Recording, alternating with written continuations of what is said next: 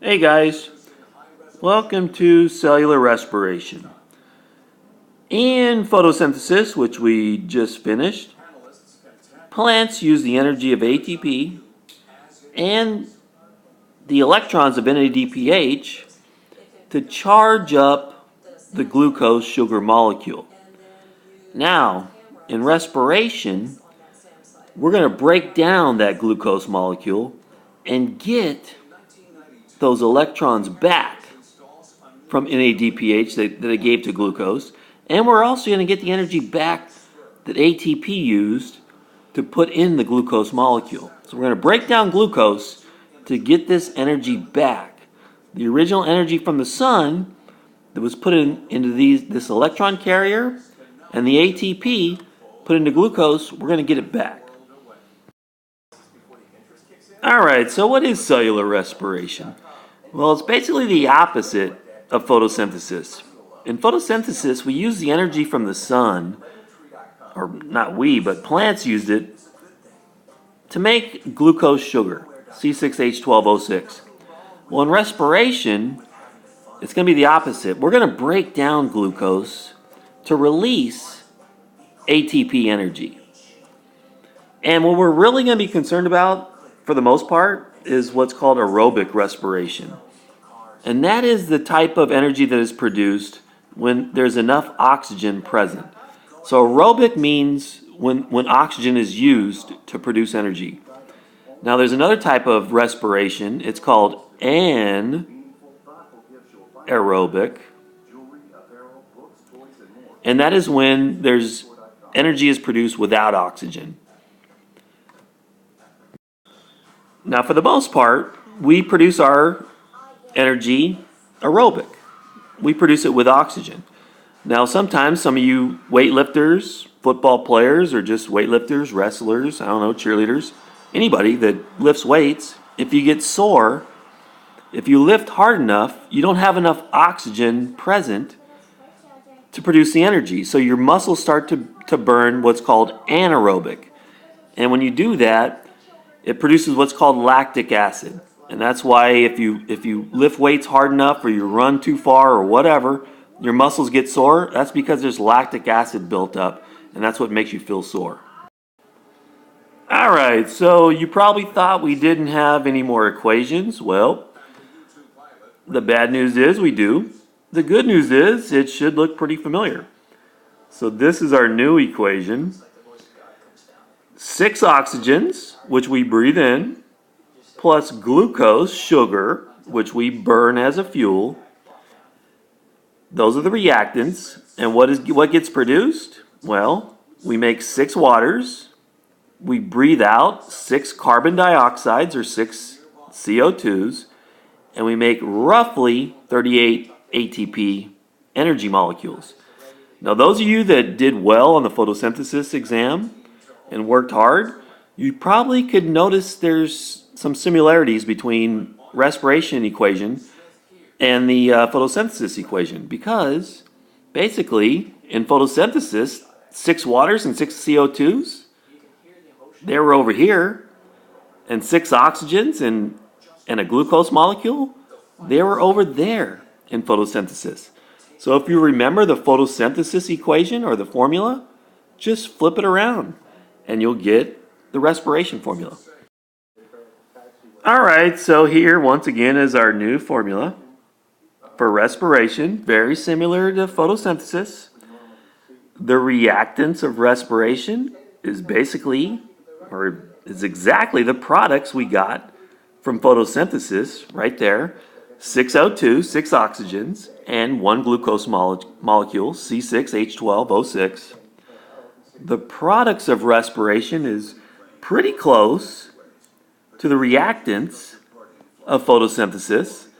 6 H2Os, 6 CO2s, that's exactly the same, but we don't make light like plants use. We make 38 ATP molecules, roughly. What happens to the CO2 waste products that we breathe out? Well, that goes into the air.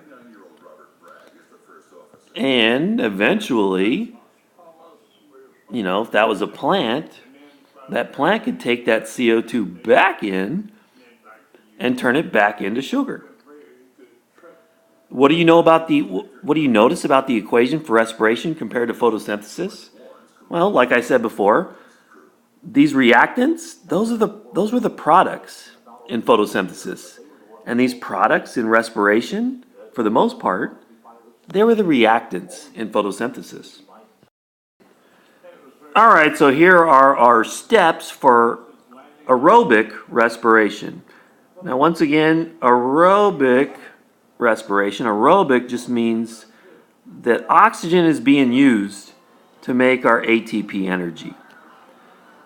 Now, our textbook, if you read the textbook, a lot of people don't, but if you do, you're going to see 3 steps. But we're going to make it 4 because the textbook and a lot of websites combine these 2 steps into one. We're going to separate them out because it is kind of important. Now, I know you can probably see it goes 1, 2, 4, 3. Disregard those numbers. It should say 1, 2, 3, 4. It does go glycolysis, pyruvate conversion, also called pyruvate oxidation. The Kreb cycle is number 3. And electron transport chain is number 4. I could change it, but it took me a long time to get it set up, and it would take me even longer to fix that. So glycolysis 1, pyruvate conversion 2, Kreb cycle 3, electron transport chain 4. So disregard those numbers. All right, so glycolysis. The part of the word glyc, that means sugar. And the second part of that word, olysis, always means to break apart. So glycolysis means to break apart sugar. Now, something that's kind of important, glycolysis does not need oxygen to be present. Even little bacteria that will die in the presence of oxygen, they use glycolysis. Glycolysis does not require oxygen, so remember that. Glycolysis does not require oxygen. Where in the cell does it occur? It occurs what's called the cytoplasm of the cell. That just means the fluid within the cell. So it's not within an organelle. It's not in the mitochondria or the chloroplast or the nucleus, any of those organelles. It's just in the fluid within the cell. That's where glycolysis occurs. Now the reactants. Obviously, if we're going to be sugar breaking, we need a sugar. So glucose is going to be our sugar. It is our 6 carbon sugar. 1, 2, 3, 4, 5, 6. And we're going to break that sugar, that 6 carbon sugar, glucose, into 2 3 carbon sugar molecules called pyruvate. So that is one of our products. One of our most important products in glycolysis is we make 2 pyruvate molecules. Now, to break that sugar in half, it takes energy. It doesn't just break on its own. So it takes 2 ATPs to break that glucose molecule in half and form those 2 pyruvates. We also make 2 NADHs. Now that should look kind of familiar because in photosynthesis we had NADPH. Well, it doesn't matter. They both have the same job. They both carry high energy electrons. So NADH, just like its buddy NADPH, carries electrons. So when we break this sugar in half, we make 2 NADHs, which both carry 2 electrons, and out of the deal, we get 4 ATPs. So, net ATPs. How many ATPs do we actually make? Well, we spent 2 to break glucose in half, and we made 4 once we broke it in half. So, since we spent 2 and made 4, we really only got 2 ATPs out of that deal. Alright, so we're on to our second step called pyruvate conversion. So in glycolysis, we broke glucose down. We snapped it in half to make 2 pyruvate molecules. The 6-carbon glucose, C6H12O6, was broken down into 2 3-carbon molecules called pyruvate. Now, before we can go into our third step called the Krebs cycle, also called the citric acid cycle, we need to break it down into 2 molecules of what's called acetyl-CoA. Now, this is not going to happen in the cytoplasm like glycolysis did. It happens in what's called the mitochondria matrix. The mitochondria is an organelle within the cell. Should have heard of it when we did the carbohydrates in our quote-unquote book that we made in the first semester. The matrix just means the middle of the mitochondria. The mitochondria is the powerhouse of the cell. That is what makes the vast majority of our ATP energy. Without it, we would have no energy and none of us would be alive. So, anyway, what is most important, pyruvate conversion occurs in the middle of the mitochondria, called the mitochondria matrix. Reactants to pyruvate that we made in glycolysis are used. We got these 2 dead batteries, 2 NADs. Now, the 2 things that we really want to make that's really important to us, we get 2 more NADHs. Once again, NADH, just like NADPH, carries 2 electrons, which contain energy. Those electrons are going to become important. And we get 2 molecules of acetyl-CoA, which can then be used in step 3, the Krebs cycle. We also make a waste product. Now, our waste product is different than plants. Plants' waste product was oxygen. We don't breathe out oxygen. We breathe out CO2. So we make 2 CO2s there as a waste product that we'll breathe out. All right, so before you freak out, don't freak out, because you don't need to know this, pretty much. But some honor students and some regular bio students, it bugs them when they don't really understand how it works. Well, all right, so this is how it works. Glycolysis, we broke glucose down into 2 3-carbon molecules called pyruvate. Now, remember, we spent 2 ATPs to break that glucose sugar apart. We made 4 ATPs and 2 NADPHs, but remember, since we spent 2 ATPs and we made 4, we really only got 2 ATPs out of that. Now, when we convert pyruvate into acetyl-CoA, you can see that pyruvate has 3 carbons, C3. Well, we're losing carbons to carbon dioxide. We're losing 2 of them. We're losing 2 carbon atoms, 1 each. We're going to lose 1 here, and we're going to lose 1 there. And that's why it goes from C3 to C2 on both of these. We're also making 2 NADHs. That H is a hydrogen, which contains 2 electrons because it carries electrons. And that's why we go from H4 to H3, because we're going to take a hydrogen away from both of those pyruvates. Now, when this molecule called coenzyme A, or CoA, bonds with that product, we get what's called acetyl-CoA. Now, once again, don't freak out, because you guys don't need to know this. You don't need to know that. You know, if you want to, that's great. What you need to remember is the products.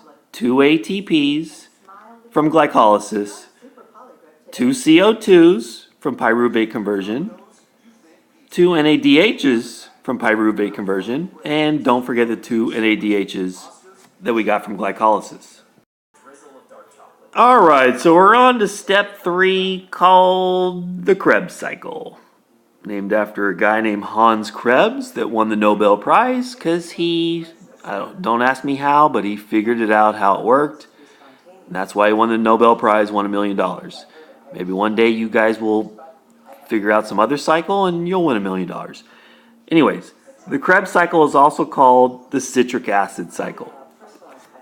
Now, this is not super important, but the Krebs cycle, it requires oxygen to be present, but oxygen is not going to be used in the Krebs cycle. So the Krebs cycle will not work if there's not oxygen. If you don't have enough oxygen, it's not going to work. But it's not going to actually use it. But don't worry about that. Where in the cell does it occur? Well, in the same place that pyruvate conversion occurred, in the middle of the mitochondria, the powerhouse of the cell, called the mitochondria matrix. The reactants. We're going to use those acetyl-CoA molecules that we made in pyruvate conversion. We're also going to need these dead batteries. The NAD and a new dead battery, FAD, F-A-D. Now, before you freak out, they're basically the same thing as NADH, FADH, and NADPH. They all carry, once again, electrons. Basically, if you see some letters that do not form a word and it's not ATP, they carry electrons. All right, so the products, what do we make in the Krebs cycle? We're going to make 2 more ATPs. We make 4 more CO2 molecules as a waste product. Remember, plants, their waste product was oxygen. Ours is CO2, which we breathe out and it whoop, goes up into the air. And what's also important, we make 6 more NADHs, which once again carry electrons. And we make 2 of its very similar as NADH, FADH2s, which also carry electrons. So when it comes to these guys, all you have to remember is that they both carry electrons. Cannot emphasize that enough. They carry electrons. NADH and FADH2, just remember they carry electrons. And it's going to be important later on. Now, okay, so we made 2 more ATP, so our net ATP, we made 2 more, so we're up to 4. We made 2 in glycolysis, made 2 in the Krebs cycle, we've now made 4 ATPs. Alright, so this is basically in picture form what we've gone over so far. We started with a 6-carbon molecule glucose, each one of those balls is a carbon. We split it off into 2 3-carbon molecules called pyruvate. I know it says pyruvic acid, but don't freak out. It means the same thing. Then in pyruvate conversion, we converted it into 2-carbon molecules called acetyl-CoA. Now, where did that 3rd carbon go? Well, it got lost as CO2. Now, when acetyl-CoA enters this Krebs cycle or citric acid cycle, when it goes around, for every time it goes around, we get 1, 2, 3 NADH. We get 1 ATP. We get 1, 2 CO2. And we get 1 FADH2. Now, remember, that's for every acetyl-CoA that goes around through the citric acid cycle. But we don't make 1 acetyl-CoA from our glucose. We make 1, 2. So when the second one goes around, you just double these numbers. We're going to end up with 6 NADHs, which once again carry electrons, 2 ATPs. We're going to double the CO2s. We don't make 2 because we have 2 acetyl-CoAs. We're going to make 4 CO2s. And instead of 1 FADH2, we're going to make 2 FADH2s. So this will be the final products of the Krebs cycle. Alright, I know I've said it before, but once again, don't freak out because you don't need to know this. But this is the Krebs or citric acid cycle, how it works. Now, You're probably saying, wow, it looks really complicated. And it's actually way more complicated than this.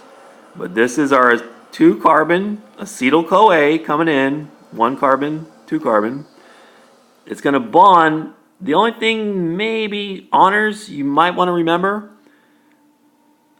our starting molecule, just like we had RuBP in the Calvin cycle, our starting molecule is what's called oxaloacetate. And it bonds with acetyl-CoA to form citrate or citric acid. And that's why it's called the citric acid cycle. If you want to take notes on this, great. Of course, I'll give you extra credit if you remember this stuff. But don't even worry about it. It's just, if you want to know how it works, this is how it works. All right, so we're going to go ahead and stop and break it down. So this is what you really need to know.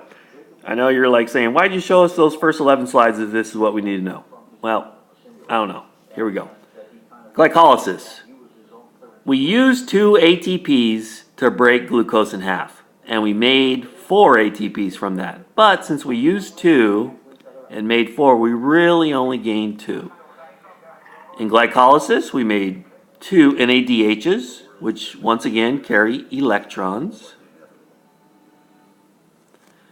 We made no FADH2s, which also carry electrons. Both these guys carry electrons. Can't emphasize that enough. We didn't make any CO2s. Pyruvate conversion. Didn't make any ATPs. We made 2 NADHs to carry electrons. No FADH2s. And we made 2 CO2 molecules, which go off into the atmosphere that we breathe out. In the Krebs or citric acid cycle, we make 2 ATPs. We make 6 NADHs, which each carry 2 electrons. We make 2 FADH2s, which also carry 2 electrons. And we make 4 CO2s, which also we breathe out as a waste. So in total, so far, we've got 4 ATPs on our way to 38, so we got 34 more to go.